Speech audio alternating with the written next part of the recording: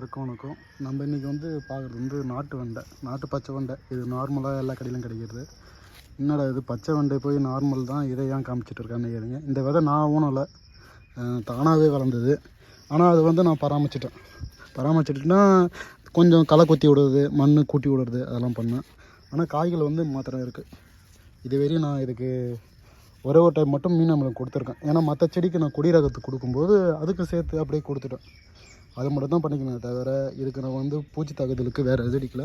ஆனால் பூச்சி அடிச்சிருக்கு. அதால் காய்க்கு எந்த பிரச்சனையும் கிடையாது. காய் நல்லா தான் காய்க்குது. அதுலேயும் விதைகள் தானாகவே வரும். அங்கே என்ன முளையுதோ அதுக்கேற்ற மாரி நீங்கள் மாறிக்கணும்னு நான் சொல்ல வரேன். நம்ம அதெல்லாம் உரத்தை குறைக்கலாம். பூச்சி தாக்குதல் நம்ம பூச்சி மருந்து எதாவது நீங்கள் மீனோ மற்றபடி இந்த 3G கரைசல் இதெல்லாம் அடிக்க வேண்டிய அவசியமே இருக்குது. அதுக்கு தானாகவே ஒரு தன்மை இருக்கும். அந்த மண்ணுக்கு ஏற்ப அது மாதிரி இருக்கும். இப்போ நம்ம எப்படி பரிமாணம் மாறுறோமோ அதேமாரி விதைகளும் பரிமாணம் வரும் அந்த இடத்துக்கு ஏற்ற மாரி. அதெல்லாம் முடிஞ்ச அளவு